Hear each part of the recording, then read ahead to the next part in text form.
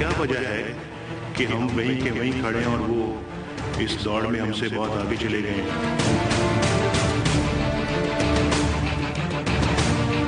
India, Bangladesh, China, जो जिस rate पे बिजली मिल रही है, जिस रेट पे गैस अवेलेबल है, जिस रेट पे उनके टैक्सेस हैं, हमारे को उसके बराबर कर दें। अगर हम उनके बराबर हो गए तो हमने यकीन दिलाई है कि हम अगले 3 से 4 सालों में अपनी एक्सपोर्ट को डबल कर देंगे।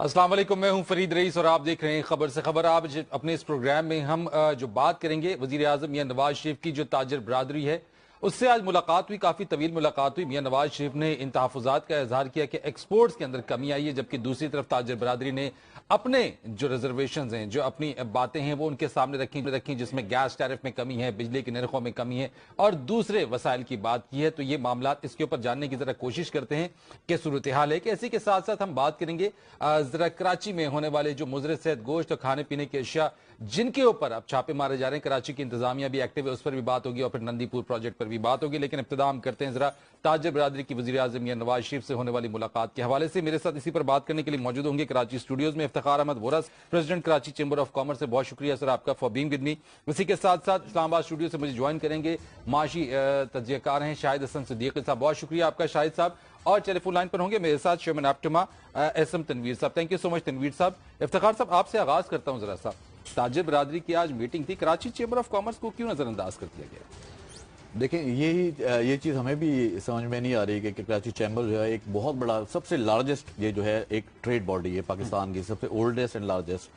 तो ये हमें ये हमारे तहफ़्फ़ुज़ात हैं कि इतनी बड़ी आज मीटिंग थी और कराची जो है वो एक गढ़ है, इकोनॉमी का जो है हब है पाकिस्तान की, जो है सबसे पुराना मरकज है, इंडस्ट्रियल बेस है, सबसे ज्यादा एक्सपोर्ट वहाँ कराची से होती हैं।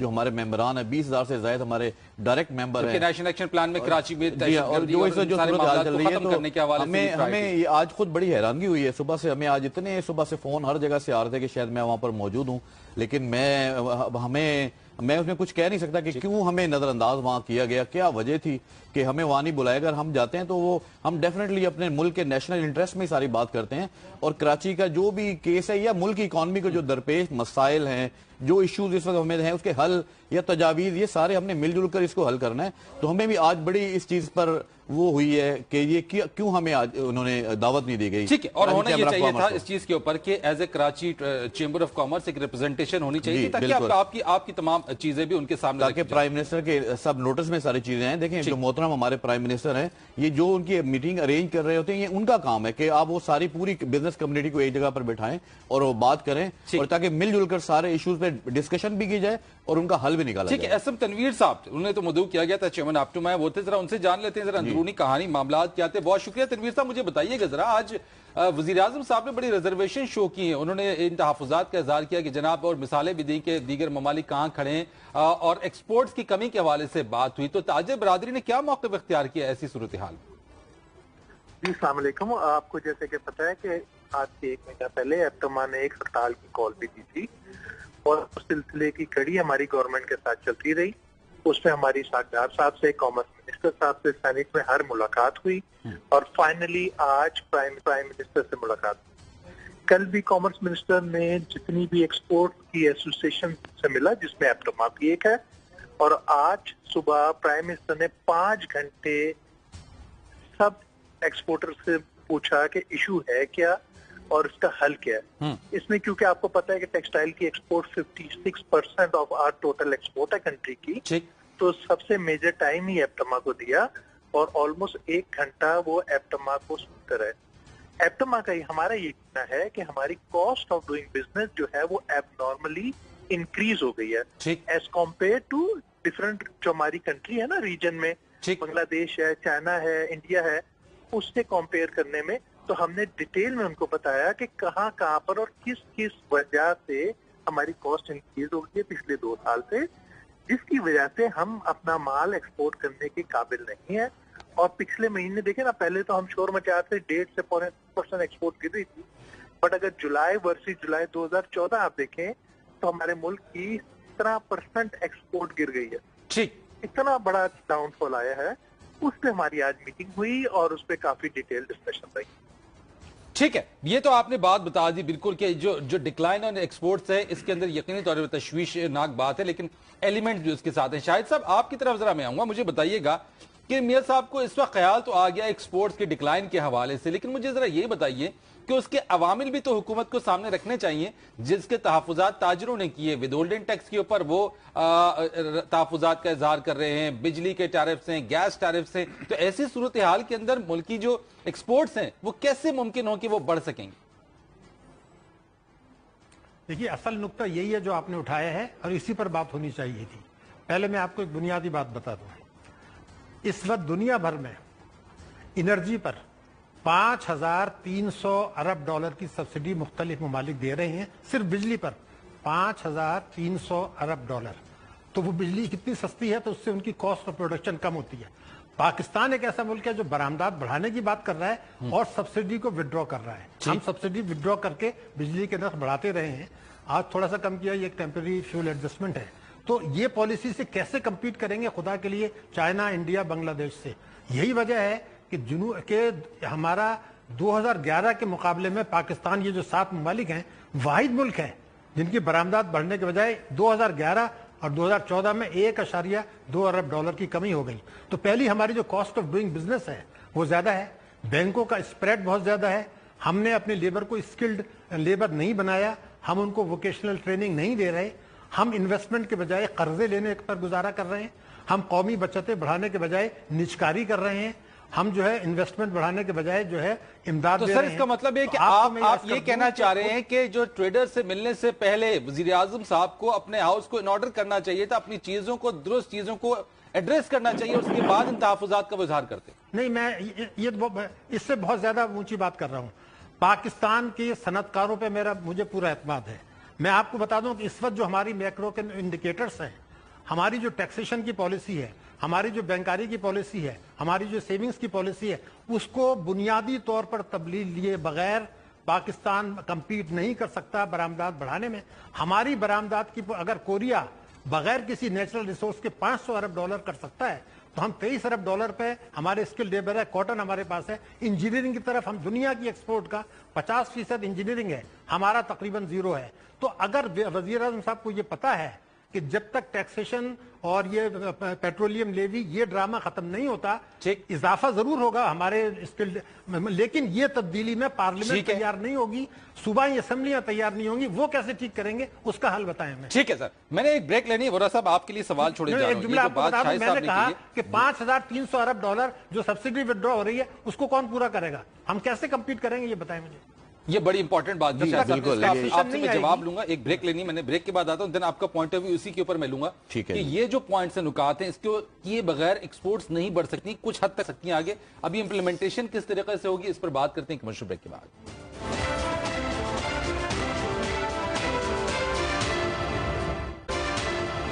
ایک بار پھر خوش آمدید کہتے ہیں. افتخار صاحب، جو بریک پر جانے سے بعد پہلے شاہد صاحب نے جو بات کہی ہے، آپ سمجھتے ہیں، آپ بھی اگری کرتے ہیں کہ ایک بہت بڑا ایک ریولوشنری چینج کی ضرورت ہے، تب جا کے یہ ایکسپورٹس بڑھیں گی؟ ادر وے راؤنڈ پی ایم صاحب تو کہہ دیتے ہیں کہ ایکسپورٹس بڑھ کیوں نہیں رہی؟ دیکھیں یہ ساری چیزوں کا ان کو بھی پتا ہوتا ہے. پی ایم صاحب کو ڈیفینیٹلی وہ بریف کرتی ہوگی، جو بیوروکریسی ہے، کیا ان کو ان ساری چیزوں کا نہیں پتا؟ کیا ان مسائل کا نہیں پتا؟ یہ انہی چیزوں کو تھوڑا بہت وہ ہم اس کو ایک لفظ استعمال کریں، مرم پٹی کر کے نا آگے پیش کر کے جس کو یوں کر دیتے ہیں، اس کو یوں کر دیتے ہیں. اس طرح یہ نہیں ہوگا.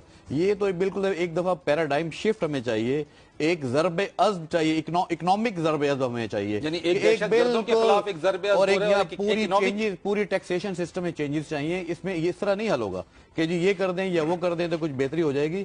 یہ ایک اکنامک ضرب عزم آج میرا یہ مطالبہ ہے کہ یہ بھی، جیسے ہم پی ایم کو یہ اپریشیٹ کرتے ہیں کہ جو انہوں نے لا اینڈ آرڈر کی سچویشن بڑی بہتر ہے کراچی میں، اور یہ بہت بڑا ایک ان کا اقدام ہے، تو کوئی ایسا یہ قدم اٹھائیں، بیوروکریسی کے اب جو ہے نا مشورے چھوڑ دیں، اور جو ریئل جو جینوئن بزنس کمیونٹی ہے اس کے ساتھ بیٹھیں، ان کے آپ سنیں، ان کے آپ کو ڈیفینیٹلی وہ پروپوزل بھی دیں گے آپ کو، ان کے ساتھ بیٹھیں اور ان پروپوزل پہ آپ بزنس کمیونٹی کے اوپر آپ ٹرسٹ کریں.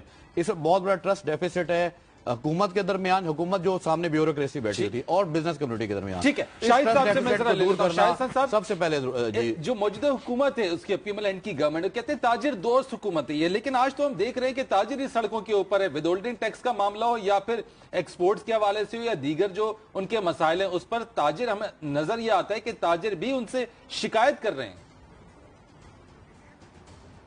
देखिए ऐसा जी, बुनियादी बात ये है कि ये हुकूमत जो है ये दोस्त ज़रूर है उन लोगों की जो टैक्स चोरी करते हैं, जो कौमी दौलत लूटते हैं, इसलिए कि वो उनकी सपोर्ट से इक़्तिदार को अपने दवाम देते हैं। बुनियादी नुक्ता ये है जो अभी भी बात हुई कि हमें 2-3 चीज़ें करनी है एक्सपोर्ट बढ़ाने के लिए। एक तो ये कि आपके पास टैक्स के इतने वसाइल हों कि आप बिजली के नर्ख कम कर सकें, पेट्रोल और गैस के नर्ख कम कर सकें। दूसरा एक और भी है कि वोकेशनल ट्रेनिंग आपको बड़े पैमाने पर देनी है। आप ये याद रखें कि हमारे तमाम इंजीनियर्स और हमारे बिजनेस कम्युनिटी बड़े काबिल लोग हैं, लेकिन हमारा आम अनस्किल्ड लेबर जो है उसकी प्रोडक्टिविटी बहुत लो है, तो उसको वोकेशनल ट्रेनिंग हम नहीं दे रहे। मेरे पास जो तादाद शुमार हैं, दुनिया में जो कुछ वोकेशनल ट्रेनिंग पे खर्च होता है हमारा उसका 3% हो रहा है। वो हमारा 0.56 है, दुनिया का एवरेज अफ्रीका मिला के 16% है। हमें उसके लिए भी वसाइल चाहिए। तो शाहिद साहब, हमें इन बातों का इदराक क्या हुकूमत को नहीं है? चाहे वो कोई भी हुकूमत हो, हम किसी एक पर्टिकुलर गवर्नमेंट को नहीं करते, क्योंकि ये तमाम स्टेप्स जो हैं वो वक्त चाहिए होता है। आप इस आज स्टार्ट करेंगे तो इसके समरात आगे चलकर नजर आएंगे। ये बात क्या समझ में नहीं आती कि इतनी मुश्किल बात है? कोई रॉकेट साइंस नहीं, मसला पॉलिटिकल विल का है कि वो मैं आपको यहां रिकॉर्ड पे बता दूं, कई मेंबरान पार्लियामेंट ने कहा कि हमारे मंशूर में लिखा है हर किस्म की आमदनी पर tax over my dead body. Provincial assembly openly कहने ये टैक्स नहीं लगेगा। आज जब तक कौम, सनतकार, ताजिर सब दबाव नहीं डालेंगे कि आप एक टैक्सों का निजाम बनाएं, हर आदमी जो पाकिस्तान में दौलत कमाता है 4 लाख 5 लाख से ज्यादा, या वो मुल्क छोड़ दे या टैक्स दे। लेकिन सर, जो टैक्स इंपोज किया उसको तो ताजिर सड़कों पर आकर विदहोल्डिंग टैक्स के मामले के ऊपर, उसकी मैं आपको जवाब देता हूँ। मैं आता हूं सर। जी शाहिद साहब, मेरा कहना यह था कि विदहोल्डिंग टैक्स जो है मईशत के लिए तबाही का नुस्खा है, इसलिए कि उससे तो 35 अरब रुपए आपको मिलने वाला है एक साल में, 35 अरब। मेरा कहना यह कि जो पाकिस्तान की पोटेंशियलिटी है हर किस्म की आमदनी पर टैक्स, इकोनॉमी को डॉक्यूमेंट करना, और इनकम टैक्स ऑर्डिनेंस 111(4) जिसके मुतालिक एक FBR के चेयरमैन ने सेनेट में कहा था, बड़ा इंपॉर्टेंट जुमला बता रहा हूं, कि अगर आप इसको खत्म कर दें जो टैक्स की चोरी को रेगुलराइज करता है, तो टैक्सों की आमदनी 3000 अरब रुपए के बजाय 6000 अरब रुपए हो जाएगी। लेकिन वो उस ऑर्डिनेंस को कौन खत्म करेगा? वो 3000 अरब रुपए अगर आ जाएं तो हम रिसर्च एंड डेवलपमेंट, हम स्किल्ड लेबर, हम तालीम, हम इन चीजों पर बिजली के रेट कम करेंगे। यही बरामदात आपकी बढ़ के 150 अरब की पाकिस्तान की पोटेंशियलिटी है, लेकिन हम उसको बैरियर को नहीं तोड़ पा रहे कि हर शख्स आमदनी पे टैक्स दे। उस पर हमने कंप्रोमाइज कर लिया है। जब तक ये कंप्रोमाइज करें वो हम कुछ नहीं कर सकते, ये आप एक्सेप्ट कर लें। ठीक है वोरा साहब, विदहोल्डिंग टैक्स शायद साहब ने तो इसको बड़ा खतरा इसमें मैं तो बिल्कुल, जो इनडायरेक्ट टैक्सेस हैं ये एक बहुत बड़ा खतरा है हमारी इकोनॉमी के लिए। हम भी यही कहते हैं कि ये बड़ा आसान होता है, ये ब्यूरोक्रेसी के पास, ये FBR के पास कि जी भी एक और टैक्स लगा दें, टैक्स के ऊपर टैक्स लगा दें। ये असल प्रॉब्लम ये है कि जो एग्जिस्टिंग टैक्स पेयर है उनके साथ जो इनका रवैया है, ये सारा उन्हीं के ऊपर जब डाल के हैं, जिनको हरासमेंट होती है, जो डिफरेंट किस्म की डिस्क्रिशनरी पावर्स दे दी गई हैं अपने इनके टैक्स स्टाफ को, और मुख्तलिफ रोजाना कई ऐसा रोज आ जाते हैं और सारी जिम्मेदारी, लेकिन हमने तो विदहोल्डिंग में भी देखा, मैं आ रहा इसमें भी ताजिर बट गए, जो ऑलरेडी जो एग्जिस्टिंग टैक्स पेयर हैं, तो वो उनका ये भी एक इस्तदलाल है, उनकी एक लॉजिक है नॉन फाइलर की, कि जो अशर इनके साथ किया जा रहा है तो हमने आके इस नेट के अंदर वो अपना अशर नहीं करवाना, इसलिए वो नेट में नहीं आ रहे, टैक्स नहीं देंगे, तो ये ऐसी पॉलिसी लाएं, कैसी कंड्यूसिव एनवायरनमेंट पैदा करें ऑलरेडी एग्जिस्टिंग टैक्स पेयर के ऊपर भी, उस पर भी ट्रस्ट करें। ये इन्होंने बहुत ज्यादा बोझ हमारे ऊपर भी डाल दिया है, जिसकी वजह से दूसरे लोग भी टैक्स नेट में आने से नाला है। ये एक बहुत बड़ी रीजन है। अगर आप हमें उनको पता चले कि हम टैक्स नेट में जो लोग हैं उनके साथ एक अच्छा सलूक किया जा रहा है, और वो भी फिर लोग आहिस्ता आहिस्ता नेट के अंदर आना शुरू हो जाएंगे। ये हमारा एक तजर्बा है और हम यही बार बार इनको समझा रहे हैं। लेकिन इस बजट में भी ऐसे इकदाम किए गए हैं कि और टैक्स पेयर पे और बोझ ला दिया गया। एक और कल भी एक और SR उन्होंने निकाला है कि हर किस्म की जो भी डॉक्यूमेंटेशन करके पूरे साल का जो इनका जो काम है, जो एक विदहोल्डिंग टैक्स एजेंट हमें बना दिया गया है, वो सारी कार्रवाइयां हम इनको मुकम्मल करके इनको जाके जमा करवाएं, तब ये अपने वो इनके पास आ जाएगा जी कितना। तो हम सारा दिन काम ना करें जी, हमने हलवा बना के देना है जो टैक्स पेयर हैं। तो हमने इनको कई दफा कहा कि अब ये इस किस्म के जो अपने टैक्स सिस्टम में रिफॉर्म लाएं, ताकि एक ऐसा सिस्टम आप दें। मैंने जैसे आपको बताया एक पैराडाइम शिफ्ट की जरूरत है और ये बैठना चाहिए। ये पुराना ये निजाम फरसूदा हो चुका है इनका टैक्सेशन का, इसमें नई चीजें डालें, नए इकदाम करें और ट्रस्ट करें बिजनेस कम्युनिटी पे। तो डेफिनेटली स्मगलिंग के इसमें मैंने बताया ना, जब ये नीचे रेट लाएंगे, सिंगल डिजिट में सेल टैक्स को लाएं, اس میں اسمگلنگ بھی آپ کی کور ہو جائے گی کہ وہ کیونکہ جب ہماری کاسٹ امپورٹ کرنے کی جب مہنگی ہو جاتی ہے تو اسمگلنگ شروع ہو جاتی ہے. ٹھیک ہے. تو جب اسمگلنگ ہوتی ہے تو وہ ریونیو بھی لاس ہو جاتا ہے, تو وہ بھی ملکی خزانے میں, وہ بھی ملکی خزانے میں یہ کمپرومائز کر لیتے ہیں. ٹھیک ہے سر. جو منسٹریز ہیں, جو بیوروکریسی ہے مختلف انڈسٹری کے ساتھ, جیسے آج آٹو انڈسٹری کے بارے میں بات کی گئی, خواجہ محمد آصف صاحب نے کی کہ ایک انڈسٹری کو زیادہ پروٹیکشن دے دی جاتی ہے تو وہ بھی یہ اپنی وہ کرتے ہیں کہ دوسرا کو بندہ وہ امپورٹ نہ کر سکے. تو ایسے بہت ساری مثالیں ہیں جن کو امپلیمنٹ کرنے کی ضرورت ہے. سر میں ذرا کلوزنگ ریمارکس لے لوں شاہد حسن صدیقی صاحب سے. سر موجودہ صورتحال کے اندر میں آپ سے جاننا چاہتا ہوں کہ کس طریقے سے بزنس فرینڈلی انوائرمنٹ کریٹ کیا جا سکتا ہے؟ دیکھیے, بزنس فرینڈلی انوائرمنٹ اس وقت ہوگا جب کہ آپ منصفانہ ٹیکسوں کا اور بینکاری کا نظام اپنائیں گے, کرپشن کو ایلیمینیٹ کریں گے اور اکاؤنٹیبلٹی جینوئن انفورس کریں گے. مگر جب سارے کریں 3 فگرز ہمیشہ یاد رکھیں. ایک یہ ذہن میں رکھیں کہ پاکستان اس سال ایجوکیشن کی مد میں 1500 ارب روپے کم خرچ کر رہا ہے اور آپ جو ہے نا صحت اور ترقیاتی اخراجات میں 1000 ارب روپے کم کر رہا ہے اور 2000 ارب روپے کا بجٹ خسارہ.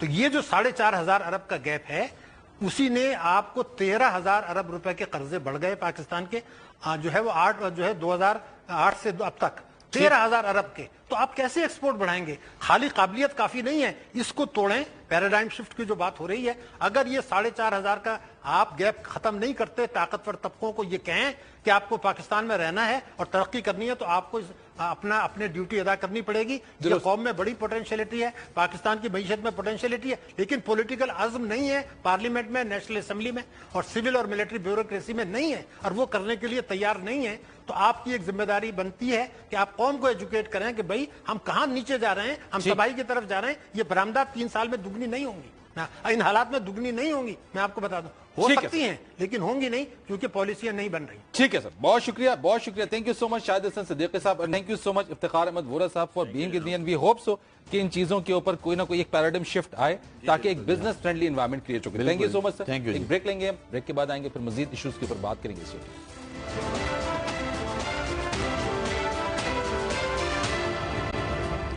ایک بار پھر آپ کو خوش آمدید کہتے ہیں. بات کریں گے ذرا نندی پور پاور پروجیکٹ کے حوالے سے. کافی زیادہ باتیں اس پر ہو رہی ہیں اور نیب نے اس کی جو انکوائری ہے وہ بھی ابتدائی انکوائری مکمل کر لی ہے.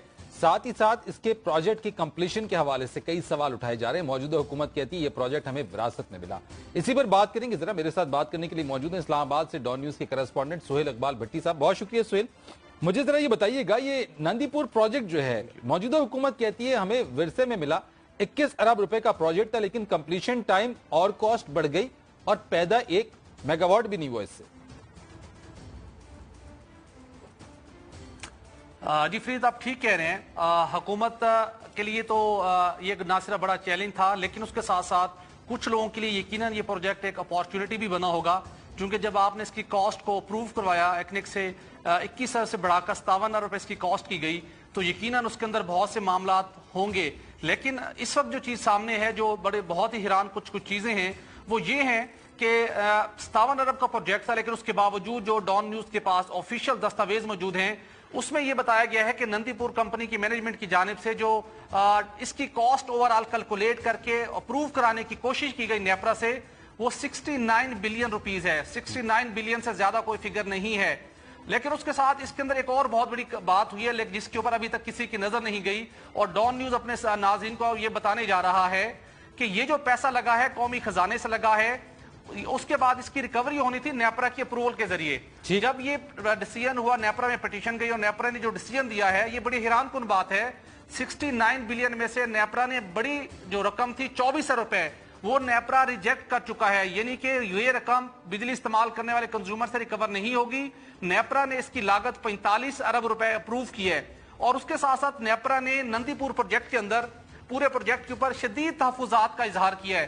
اس دستاویز میں آفیشلی طور کے پر یہ چیزیں سامنے آئی ہیں کہ متعدد ایسے کام ہیں جن کی دستاویز ہی موجود نہیں ہیں. اس کے ساتھ یہ بتایا گیا ہے کہ جب وزیراعظم اس منصوبے کے افتتاح کے لیے گئے تھے, وہاں پر ان کی تشہیری مہم, ڈاکومنٹریز بنی اور کام, وہاں کے دیگر انتظامات, اور اس سارے کام کے اندر تقریباً 8 کروڑ روپے خرچ کر دیے گئے اور نیپرا سے منظوری کروانے کی کوشش کی گئی. نیپرا نے وہ بھی ریجیکٹ کر دیے. اس وقت بہت بڑا کوسچن ہے کہ نیپرا نے اس پروجیکٹ کی کاسٹ صرف 45 ارب اپروو کی ہے, باقی جو اماؤنٹ ہے اس میں سے اگر دیکھا جائے تو 24 ارب یہ براہ راست اس وقت قومی خزانے کو نقصان ہو چکا ہے. اس بات کا تعین ہوگا آئندہ آنے والے دنوں میں. کوشش کی جا رہی ہے کہ نیپرا کو کسی طرح کنوینس کر کے اس کی اپروول لے لی جائے. لیکن سہیل ایک سوال اب پیدا ہوتا ہے یہاں پہ, یہ ٹیکہ تو عوام کو ہی لگے گا, کیونکہ قومی خزانے میں جو پیسہ آتا ہے عوام کے ٹیکسز کا وہ پیسہ ہے, ریونیو عوام کے ٹیکسز سے جنریٹ ہوتا ہے. اب سوال یہاں پہ یہ پیدا ہو رہا ہے کہ جب نیپرا نے اس کو ریجیکٹ کر دیا تو یہ کس کی خواہش تھی اور کس کی خواہش کے اوپر اس کو کمپلیشن اور پھر اس کے بعد اس میں پیداوار ہی نہ ہو سکی؟ جی دیکھیں یہ بڑا اہم ہے. آپ کہہ رہے ہیں نا کہ یہ ٹیکہ عوام کو لگے گا, لیکن اس وقت سچویشن بڑی ڈیفرنٹ ہے. نیب اس پروجیکٹ کی انکوائری کر رہے ہیں. فرسٹ فیز جو پیپلز پارٹی کے دور کا تھا اس کی ابتدائی انکوائری مکمل کی جا چکی ہے, اور اس کے بعد جو 24 روپے کے ٹیکے کی بات ہے جنہوں نے عوام کو لگانے کی کوشش کی, یہ ٹیکہ ان کو بھی ضرور لگے گا, کیونکہ الٹیمیٹلی نیپرا نے جو اپنا ڈیسیژن دیا ہے اس کے اندر 4 شیٹ ہے پوری سیدھی میں آپ کو بتا رہا ہوں. رینٹل پاور سکینڈل جو بنا تھا سپریم کورٹ میں گیا تھا, پٹیشن ہوئی تھی, نیب نے انکوائری کی. اس کے اندر سب سے اہم جو چیز تھی وہ نیپرا کے فیصلے تھے, نیپرا کے ڈیسیژن تھے. اسی قسم کی 4 شیٹ نیپرا کے فیصلے میں شامل کر دی گئی ہے, تو لہٰذا ان لوگوں کو جواب تو دینا ہی پڑے گا. اس کے ساتھ اس کے اندر جو دوسرا پہلو ہے کہ منصوبہ بند ہے, اسے بجلی پیدا نہیں ہو رہی. یہ بھی بڑے حیران کن یہ بات ہے. اس منصوبے کی جس کی جدید مشینری ہے, اس منصوبے کے لیے 24 پاکستانی انجینئرز کو چین سے ٹریننگ دلوائی گئی, لیکن بدقسمتی سے جب یہ لوگ ٹریننگ لے کر واپس پہنچے تو ناردرن پاور کمپنی کے ایک سی او نے وزارت پانی و بجلی کے حکام کی ہدایت پر ان انجینئرز کو جنہوں نے قومی خزانے کے اوپر چین سے تربیت حاصل کی, ان کو مظفر گڑھ اور فیصل آباد بٹھا دیا. اس وقت اس منصوبے کو کوئی چلا نہیں سکتا. یہ منصوبہ 300 میگا واٹ بجلی پیدا کر سکتا ہے, لیکن اس کو کوئی چلانے والا نہیں ہے. نہیں, لیکن مجھے ایک بات سمجھ میں نہیں, مجھے ایک بات سمجھائیے گا سہیل, مجھے ایک بات سمجھائیے گا. ایک طرف قومی خزانے کو ٹیکہ, دوسری طرف جن لوگوں کو ٹریننگ کروائی گئی تھی وہ لوگ ان کو کسی اور جگہ بھیج دیا گیا. کیا نیت کیا اس سے ظاہر ہو رہی ہے, اس میں انٹینشنز کیا نظر آ رہے ہیں, اور یہ کس کی خواہش تھی اس چیز کے اوپر کہ اس کو اتنی بڑی اتنی ہیوج رقم اور اس کے بعد اس کی پروڈکٹیوٹی کچھ نہیں, آؤٹ کم کچھ نہیں؟ فرید دیکھیے اس میں 2 چیزیں ہیں. مجھے یہ لگتا ہے کہ وفاقی اور صوبائی حکومت, پنجاب حکومت کے درمیان ان دونوں حکومتوں میں سے جو بیٹھے لوگ ہیں ان کو کچھ اندازہ ہو چکا ہے کہ اس پروجیکٹ کے اندر کچھ ایسے مسٹیکس ہو چکی ہیں جو ان کے لیے مشکلات کا باعث بن سکتی ہیں. یہ جو پچھلے دنوں پلانٹ کی بند ہونے کا واقعہ پیش آیا ہے, آپ حیران کن طور پہ حیران ہوں گے. اس بات کو ایک جانب سے خود میڈیا کے اندر لایا گیا ہے, اس معاملے کو اچھالا گیا ہے, اور یہ بڑا حیران کن ہے. منصوبہ وفاقی حکومت کا, امپلیمنٹ سارا کیا پنجاب حکومت نے.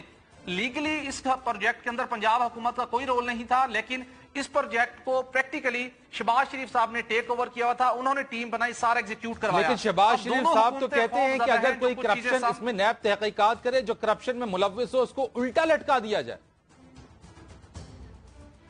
جی دیکھیے یہ تو ان کی بالکل بات کر رہے ہیں, لیکن اس کے ساتھ دوسری طرف یہ بھی دیکھنا ہوگا کہ نیب نے ٹل ٹوڈے جو اس وقت تک نندی پور کی جو انکوائری مکمل کی ہے اس میں نیب کے ایک ذرائع نے ہمیں اس بات کی تصدیق کی ہے کہ ابھی تک نیب کو مسلم لیگ نون کی دور حکومت کے دوران جتنا نندی پور منصوبے کے اندر جو تبدیلیاں لائی گئی ہیں, جو اضافی کاسٹ کی گئی ہے, جو باقی معاملات سامنے آئے ہیں, نہ انہیں کوئی شکایت موصول ہوئی ہے, نہ ہی وہ اس کی تحقیقات کر رہے ہیں.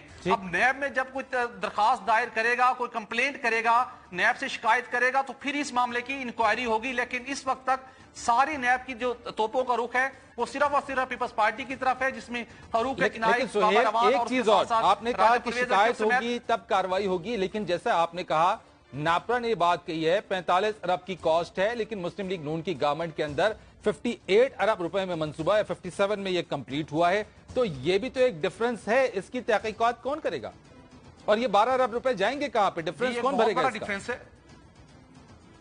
دیکھیں یہ بہت بڑا ڈیفرنس ہے. اور اس کے بعد جب نیپرا نے ڈس الاؤ کر دیا اس کاسٹ کو, اب نیپرا کے اوپر ایک پریشر بہت زیادہ بلڈ کیا جا رہا ہے کہ نہیں آپ اس اپنے ڈیسیژن پہ ریویو کریں. آلموسٹ کہ اس کے ریویو کرنے کا ٹائم لیپس ہو چکا ہے. اتھارٹی سے کہا گیا کہ وہ اپنے اس کنڈیشن کے اوپر ریلیکس کریں اس رولز کو, اور اس کی کاسٹ میں اضافہ اپروو کریں تاکہ جسٹیفائی کیا جا سکے کہ یہ کاسٹ درست تھی. لیکن نیپرا کے آفیشلز جو ہیں وہ بہت پریشان ہیں. یہ دباؤ کہاں سے آ رہا ہے ویسے سہیل, اگر میں آپ سے پوچھوں کہ کس طرف سے یہ دباؤ ہے نیپرا کے اوپر؟ جی اسٹیٹ فارورڈ یہ وفاقی حکومت کی جانب سے دباؤ ہے. وزارت خزانہ اور وزارت پانی و بجلی کے کچھ حکام ہیں جو نیپرا کے ٹاپ موسٹ جو سینئر لوگ ہیں ان سے انٹریکشن میں ہیں, ان سے رابطے میں ہیں. کوشش کی جا رہی ہے کہ نیپرا ان چیزوں کو ویلیڈیٹ کرے. تاہم جو نیپرا کے اندر بیٹھے ہوئے جو آنسٹ آفیسرز ہیں انہوں نے دو ٹوک کہا ہے کہ یہ ایک ایسا پروجیکٹ ہے, اس پروجیکٹ کے اندر ایسی ایسی رعایتیں مانگی جا رہی ہیں, یہ آن دا ریکارڈ لکھا گیا ہے, ایسی ایسی رعایتیں مانگی جا رہی ہیں جو اس سے پہلے نیپرا نے آج تک کسی پاور منصوبے میں, کسی آئی پی پیز کو یا کسی سرکاری شعبے کے کسی منصوبے کو ایسی رعایت نہیں دی. اچھا سہیل, ویری شارٹ ٹائم, مجھے مختصر بتا دیں اس معاملے میں نیب کے نشانے پر کون کون ہے, ویری شارٹ. جی اس وقت دیکھیے اس جو نندی پور کے حوالے سے بات ہے, اس کے دو فیزز ہیں. پہلا فیز ہے پاکستان پیپلز پارٹی کا, اس میں 3 سابق وفاقی وزراء ہیں, بابا روان ہیں, فروق ایچ نائک ہیں, راجہ پرویز اشرف ہیں, ان کے بیانات نیب نے قلم بند کر لیے ہیں. اس کے ساتھ ساتھ تینوں وزارتوں کے سیکرٹریز ہیں اور کچھ اور سرکاری اداروں کے سربراہ ہیں اور کچھ ٹیکنیکل لوگ ہیں. 30 سے زائد لوگوں کے بیانات قلم بند کیے جا چکے ہیں, لیکن نیب کے ذرائع نے ہمیں تصدیق کی ہے کہ اس وقت تک مسلم لیگ نون کے کسی بھی وزیر, ان کے دور حکومت میں بیٹھے ہوئے کسی سیکرٹری یا کسی اور افیشل کے خلاف نندی پور کے حوالے سے اس وقت تک کوئی انکوائری شروع نہیں کی گئی. بہت شکریہ آپ کا سہیل اقبال بھٹی, آپ ہمیں بتا رہے تھے اس بار, اور یقینی طور پہ انکوائری کا عمل جاری ہے. دیکھتے ہیں آگے چل کے اس کیس کے اوپر کیا ہوتا ہے. ایک کمرشل بریک لیں گے اور پھر مزید ایشوز پر بات کرتے ہیں.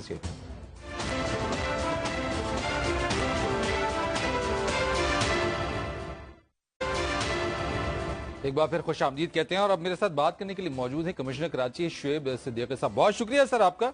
مجھے سر بتائیے گا, باقی جیسے ہم لاہور میں دیکھ رہے ہیں, دیگر شہروں میں جس طرح سے انتظامیہ حرکت میں آئی ہوئی ہے, یہ کھانے پینے کے معاملات اور خاص طور پہ مضر صحت گوشت کے حوالے سے کراچی انتظامیہ کے اقدامات کیا ہیں اور اب تک اس سلسلے میں کیا سٹیپس اٹھائے جا رہے ہیں؟ دیکھیے, کراچی انتظامیہ جو ہے وہ حکومت سندھ کی پالیسی کے تحت آج سے نہیں 2013 سے مستقل ایڈلٹریشن کے خلاف, پرائس ہائیک کے خلاف, ناجائز منافع خوری کے خلاف اور غیر معیاری اشیاء کے خلاف کارروائی کر رہی ہے. اس میں دودھ شامل ہے, آئل شامل ہے, مسالہ جات شامل ہیں, چائے کی پتی شامل ہے, اور ساتھ ساتھ جو غیر کوالٹی کا جو گوشت ہوتا ہے وہ ہے, وہ ضبط کیا جاتا ہے. ابھی یہ کیمپین کو اور زیادہ بھرپور کر دیا گیا ہے اور ریسٹورانٹس میں اور فوڈ آؤٹ لیٹس میں چیکنگ بڑھائی گئی ہے. کل ہی ایک ڈسٹرکٹ سینٹرل میں فوڈ آؤٹ لیٹ تھا, اس کو سیل کیا گیا ہے.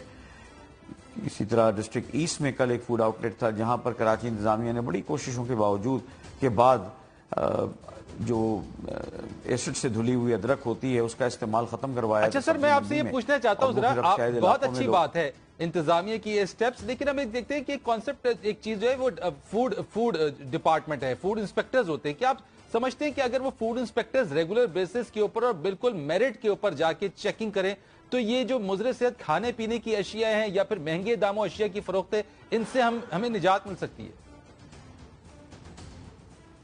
جی بالکل. اصل میں دیکھیں, میں آپ کو بتاؤں کہ ہر محکمے کے لیے بڑا ضروری ہے کہ وہ اپنا کام ریگولر بنیادوں پہ کرتا رہے. انتظامیہ کا مقصد ہی ہوتا ہے, گورنمنٹ اسی لیے انتظامیہ کو انوالو کرتی ہے کہ انتظامیہ ہر چیز کو متحرک کرنے کی کوشش بھی کرتی ہے اور صلاحیت بھی رکھتی ہے. یہ جو فوڈ آؤٹ لیٹس ہیں جہاں پر نقصان دہ چیزیں ہیں وہاں پر چیکنگ ہوگی, اور میں آپ کے چینل کے ذریعے تمام چھوٹے بڑے فوڈ آؤٹ لیٹس کو, ہوٹلز کو کہنا چاہوں گا کہ وہ از خود کر لیں, کیونکہ انسانی جان اور انسانی صحت کے اوپر ہم کمپرومائز نہیں کر سکتے. بڑی زیادتی کی بات ہے کہ میڈیکل بلز بڑھ رہے ہیں, لوگوں کی صحتیں اتنی زیادہ خراب ہونی شروع ہو گئی ہیں آج کل. اس کی وجہ یہی ہے کہ غیر معیاری اشیاء ہیں, اور کراچی کی انتظامیہ نے تو بہت زیادہ بھرپور انداز میں اس سلسلے میں کام کیا اور ماضی کے پروگرامز بھی اس پر ہوئے ہیں. اور اب ہم جو اچھی کوالٹی کے ریسٹورانٹس ہیں اور ہوٹلز ہیں ان کے اوپر بھی ہماری توجہ ہے, وہاں بھی ہم چیکنگ پہ انشاءاللہ ٹیمیں بھجوائیں گے. KMC کے فوڈ ڈپارٹمنٹ اور ہیلتھ ڈپارٹمنٹ کے انسپیکٹرز کو ہم نے ایکٹیویٹ کیا ہوا اور ان کو ساتھ رکھا ہوا ہے. Pakistan standard quality control authority جو ہے اس کی بھی مدد ہمیں حاصل ہے اور PCSIR کی مدد بھی حاصل ہے. اچھا سر, میں آپ سے یہ پوچھنا چاہتا ہوں, ایسی صورتحال میں جو شہری ہیں, کوئی ایسی جگہ جہاں پہ ان کی کمپلینٹ شہریوں کی سنی جا سکے, آپ اس ہمارے پروگرام کے توسط سے اگر یہ بتا دیں تو یہ ایک بڑا ہیلپ فل ہوگا لوگوں کے لیے. جی بالکل. کراچی انتظامیہ ہائیلی ایکسیسیبل ہے. ایک نمبر جو 24 گھنٹے جس پہ شکایت لکھائی جا سکتی ہے وہ ہے 99203443, اور جو ہمارا ہاٹ لائن کا نمبر ہے ریسکیو کا, اس کو بھی میں اس کے لیے ڈیڈیکیٹ کر دیتا ہوں کیونکہ انسانی صحت بہت امپورٹنٹ چیز ہے. وہ ہے 1299. 1299 یہ کہ ہاٹ لائن ہے جس میں کہیں بھی کسی کو بھی شکایت ہے تو وہ فوراً ایکسیسیبل ہو سکتا ہے انتظامیہ کے ساتھ. اور یہ کیمپین جاری رہے گی. اب میں عرض کرنا چاہوں گا یہ ایک دن یا 2 دن کا معاملہ نہیں ہے, مستقل بنیادوں پر ہم یہ کام کریں گے. ہمارے وزیر اعلیٰ صاحب کو ریگولر اس کی رپورٹ سبمٹ ہوتی ہے. ٹھیک ہے, بہت شکریہ, thank you so much. Commissioner Karachi Shoaib Amjad صاحب ہمارے ساتھ موجود تھے اور جو نمبرز بتائے یقینی طور پہ ان نمبرز کے ذریعے انتظامیہ سے ایکسیس حاصل کیا جا سکتا ہے. پروگرام کا وقت یہیں ختم ہوا. فرید رئیس کو اجازت دیجیے. اللہ حافظ.